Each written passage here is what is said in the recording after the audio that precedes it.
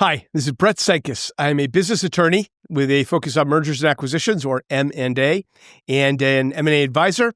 Today, we're talking about the different types of lawyers, what type of lawyer you could be, what type of lawyers there are. Very sort of generally, we won't talk about every single different type of lawyer, but we'll try and give you sort of the lay of the land and kind of how this works generally, give you some structure for, when you hear I'm this type of lawyer, that type of lawyer, what that kind of means. So let's start with a very important distinction among lawyers, like sort of fundamentally something you need to understand to understand where everyone else sort of slots in, and kind of when someone tells you they're an intellectual property lawyer, what does that mean exactly? So the distinction that's important to make is that there are fundamentally two very different sort of types of lawyers, or two very different skill sets. And so the first starting point is to understand that there are litigators, and there are sort of what we call, generally we use the word corporate, but also transactional or contract lawyers. So litigators, that's what you see on TV. They go to court, they make arguments in front of court and to juries and judges and arbitrators. They have hearings like that. They're arguing like you traditionally, if you don't know much about lawyers and all you've ever seen is on TV, that's what you see. Transactional corporate or contract lawyers, most of them will go their whole career without ever going to court. At least for a client. I mean, I don't get in trouble or something, but for a client, they don't go represent clients in court. I've done a little bit of that in my career, but it's not, I'm mostly a transactional corporate lawyer, but sometimes I just, will take on other things here and there. That's rare. Most corporate lawyers it's just not part of their world. They're dealing with contracts day in and day out, negotiating contracts, writing contracts, negotiating business deals, right, which need to be committed ultimately to paper and agreed on in the form of a contract. A merger and acquisition has a purchase agreement that gets negotiated. So my job when I'm representing a buyer or seller is to write or negotiate that contract. We're arguing certain points and trying to guide them as to what it's important, what should be in there, what needs to be in there. If ultimately there's a post-closing dispute about that contract, I'm going to be the first one that they call, but they're probably not going to hire me. It would be rare that I would represent them and fight that in court in front of a judge or a jury. So that distinction is really important, because a lot of the other labels, like types of lawyers, slot into one of those two broad categories. Transactional, we'll use that term, and litigators. So for example, if someone is a personal injury attorney, that is a type of litigator. That's someone who goes to court. It's a specific type of litigator that represents individuals or companies, who've been harmed. Usually they've been hit by a truck, or there's some sort of a tort or a negligence lawsuit or something. Someone's been injured through someone else's fault. That's a personal injury attorney. But again, it's a litigator. They've clearly slots into that kind of category. A criminal lawyer, also a litigator, right? So that's someone who's going to go make arguments. They're going to really spend a lot of time negotiating with DAs, district attorneys, and prosecutors and things, but they're ultimately going to be in front of a judge arguing to defend their criminal client. Now, it's not to say they never write any sort of an agreement, a settlement agreement or some sort of something. They have to have some fluency with writing an agreement, but it's just it's not an important skill set in what they do. They're not going to be experts at drafting contracts. It's just a smaller part of what they do.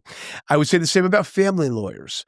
Family lawyers are generally going to be in court and making arguments. Okay, they're working things out with the other side. It's not, no matter who.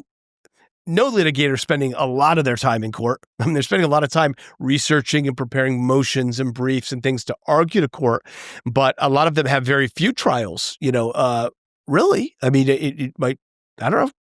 Some could go many years without something going to trial. Along the way, they're in front of a court to argue motions, like that certain things should happen.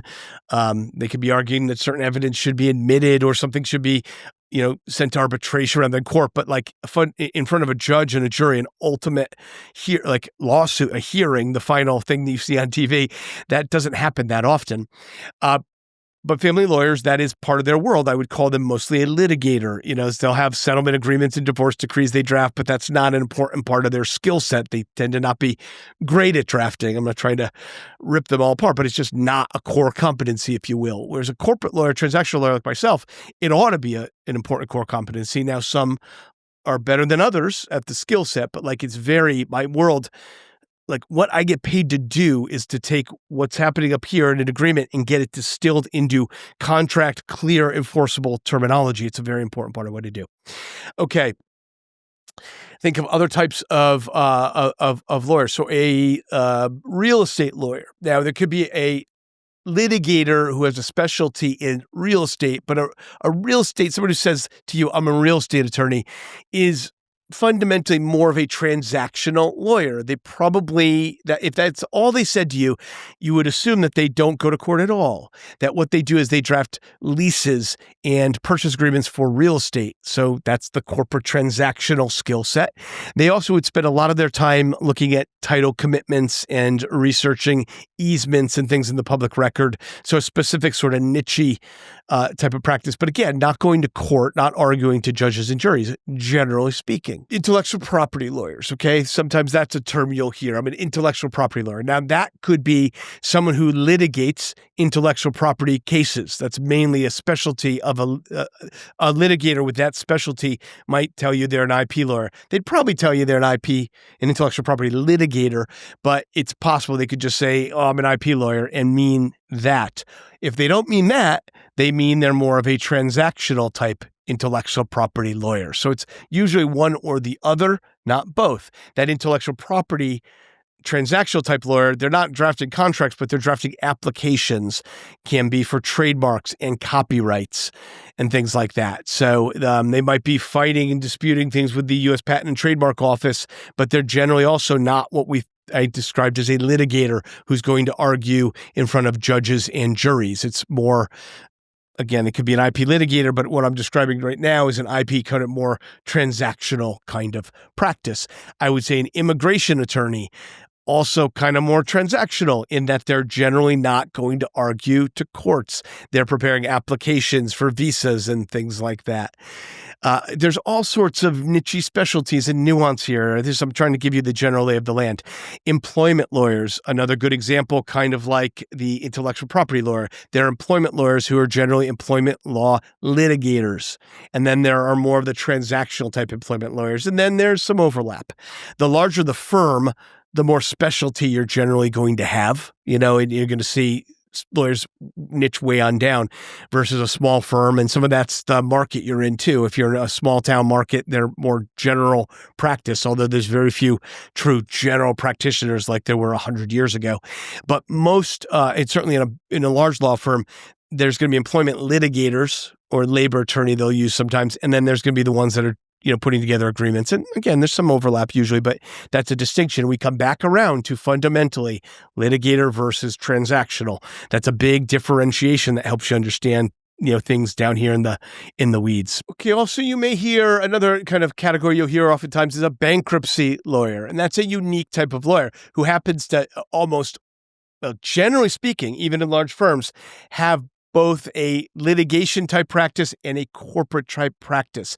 They've got a lot of both of those skill sets are important to them. They're doing a lot of drafting of agreements and also a lot of arguing to court. So it tends to be the one sort of practice that seems to have a lot of that skill set overlap. Again, individual lawyers might have some. I mean, I knew a good lawyer for a great regional firm who did half his time in litigation and half in transactional, just a down the middle split. But that is very unique. But in bankruptcy, the practice is such that you really need to kind of have both fluencies to do that well.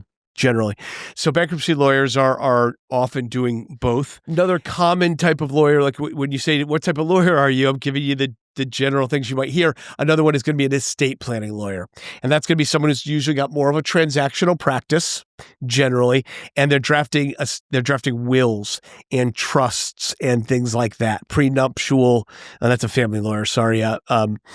Family lawyer, I talked about being mostly a litigator, but there are some that do prenuptial agreements and things like that. So it's more of a transactional specialty. But estate planning, wills and trusts. Now, they might be arguing some things to court in around probate and how things should work out. And certainly almost any lawyer is going to have a certain amount of interaction and negotiation and arguing, figuring things out. It's going to be a part of, all of the practice fundamentally, because you're hired to represent someone's interests, presumably because someone else is trying to do something, potentially against their interests. In other words, it's kind of by definition almost, if you're here to represent someone's interests, it's because those interests are in some ways potentially threatened, which means there's some degree of navigating whatever. It can be more collaborative, but it might not be in front of a judge or jury, but there's still fundamentally is usually some amount of negotiation and talking and advocating, right, for your client. So the estate planning lawyers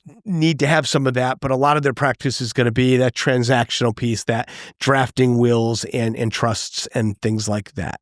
So that's most of what you'll hear out there. Again, there's all sorts of specialties and niches, but that gives you a big lay of the land for a type of lawyer you might want to be. You need to decide fundamentally, do you want to be making arguments to judges and juries? Do you want to be dealing with contracts day to day? That's a big distinction that decides kind of where you might look for what you want to do and understand what type of lawyer you're looking for if you're not trying to be a lawyer, but you need one. So hope you enjoyed the video. If you did, you can like it, subscribe. That's always appreciated. If you have a general question, you can drop it in the comments below. If you have a specific question for me, you can book a paid call. You can almost always get me same day, even nights and weekends at clarity.fm/Brett Cenkus. And I appreciate you watching this video today.